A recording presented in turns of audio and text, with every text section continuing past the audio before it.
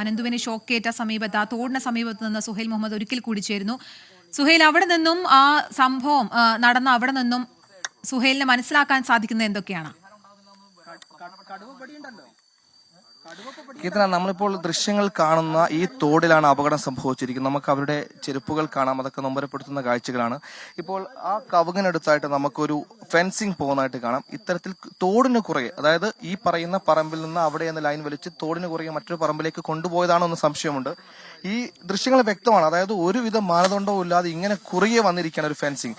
ആ തോടെന്ന് പറയുന്നത് വളരെ പ്രൈവറ്റ് ആയ ഒരു പ്രോപ്പർട്ടി അല്ല, പബ്ലിക് പ്രോപ്പർട്ടിയാണ്. ആ ഒഴുകുന്ന പബ്ലിക് ഈ പറയുന്ന പൊതു പ്രോപ്പർട്ടിയുടെ കുറുകെ ഒരു ഇത്തരത്തിൽ ഫെൻസിങ് സ്ഥാപിച്ചിരിക്കുന്നു. അതിന്റെ ഒരു അനാസ്ഥത എത്രത്തോളമാണ്, അതായത് ഒരു ജീവൻ നഷ്ടപ്പെട്ടു എന്ന് പറയുന്നതിനപ്പുറത്തേക്ക് ഒരു ജീവൻ എടുത്തു എന്ന് തന്നെ പറയേണ്ടി വരും. വെറും 15 വയസ്സുകാരൻ ഒരു കുട്ടിക്കാണ് ഇപ്പോൾ ഇത് സംഭവിച്ചിരിക്കുന്നത്. നമ്മളിപ്പം ഇപ്പോൾ ഈ പ്രദേശത്ത് ഒരു ചേട്ടൻ കൂടി ചേരുന്നു. ഈ ഇദ്ദേഹം എന്താ ശരിക്കും സംഭവിച്ചത്? അവര് മീൻ പിടിക്കാന്നാ പറഞ്ഞത്. പിള്ളേരാണ്, ചെറിയ പിള്ളേരാണ്. ഫെൻസിങ് എവിടെയെന്ന് വരുന്ന ഇവിടെ തന്നെ പോസ്റ്റ് ഇവിടെ തന്നെ ഉണ്ട്. പോസ്റ്റ് വന്നാണ് കറന്റ് ലൈൻ പോസ്റ്റ്. ആദ്യമായിട്ടാണ് അങ്ങനെ സംഭവിക്കുന്നത്. ഇവിടെ ഇങ്ങനെ എന്തെങ്കിലും ഫെൻസിങ് കടന്നുപോയിട്ട് നിങ്ങൾക്ക് അറിയാം? നമുക്ക് അറിയാന്ന് വെച്ച് കഴിഞ്ഞാൽ അറിയാന്ന് വെച്ചാൽ പറയാൻ സംഭവിക്കുക. ഞാൻ പറഞ്ഞപ്പോ ഇതിന് മുമ്പ് ഇതുപോലെ ഈ തോടിന് കുറുകെ തന്നെയായിരുന്നു ഈ ഫെൻസിങ് പോയി. ഈ സ്ഥലത്ത് നേരത്തെ വന്നതല്ലേ? ഇത് ഫെൻസിങ് അല്ല, ഇതിപ്പോ പന്നിനെ പിടിക്കാനോ അങ്ങനെ ഇട്ട ലൈനാണ്. ഫെൻസിങ് ഒന്നും ഇല്ല. അപ്പൊ നിലവിൽ ഈ അടുത്ത ദിവസങ്ങളായിട്ട് വന്നാണ്. അതിപ്പോ അടുത്ത ദിവസം ഇപ്പൊ ഇതുവരെ ആരും കണ്ടില്ല. നമ്മളിപ്പോ ഇപ്പൊ കാണുന്നത് ആരും അറിയണില്ലല്ലോ. ഇത് ആരുടെയാണ് ഈ കൃഷിയിടം? ഇതിപ്പോ കിടക്കണ ഫോറസ്റ്റിലല്ലേ, നിങ്ങൾക്ക് കാണില്ല, കാടും മലയും കാണില്ല. ഒരു വ്യക്തിനെ പറഞ്ഞിട്ട് കാര്യമുള്ളത്. ഈ ഫെൻസിങ് എങ്ങോട്ടേക്കാണ് വലിച്ചിരിക്കുന്നത്? അതിപ്പോ തോട് വരെ തോടിനപ്പുറം പോണില്ല, പ്രൈവറ്റ് സ്ഥലത്തേക്ക് പോണില്ല. അപ്പൊ ഇത് ഫോറസ്റ്റ് ഫെൻസിങ് ആണെന്നാണ് പറയുന്നത്? അല്ല, കമ്പി വലിച്ച് ലൈൻമെന്ന് കമ്പി വലിച്ച ലൈനുമാർ കൊളത്തിയെടുക്കണേ. അവിടെ KBC ഒക്കെ ഫോട്ടോ എടുക്കണേ.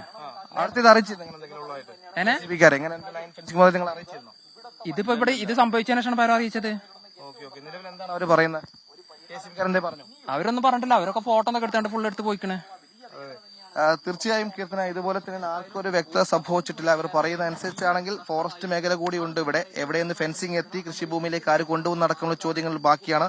നമ്മൾ എന്തൊക്കെ പറഞ്ഞാലും ഈ പറയുന്ന ഫെൻസിങ് എന്ന് പറയുന്നത് ഈ നിലമ്പൂരിന്റെ പരിച്ഛേദമാണെന്ന കാര്യത്തിൽ സംശയമില്ല. കാരണം ഈ ഫെൻസിങ് ഇട്ട് കൃഷിയിടം സംരക്ഷിക്കേണ്ടി വരുന്ന കർഷകർ നമുക്ക് ഈ നാടിന്റെ ദുർവിധിയായിട്ട് തന്നെ കരുതേണ്ടി വരും. പക്ഷെ അതിനപ്പുറത്തേക്ക് മാനദണ്ഡങ്ങൾ പാലിക്കാതെ ഒരുവിധ അനുമതിയും എടുക്കാതെ ഇത്തരത്തിൽ സ്ഥാപിച്ച അനധികൃത ഫെൻസിങ്ങിന് ആര് ഉത്തരവാദിത്തം പറയുമെന്ന ചോദ്യം കൂടി ബാക്കിയാണ്.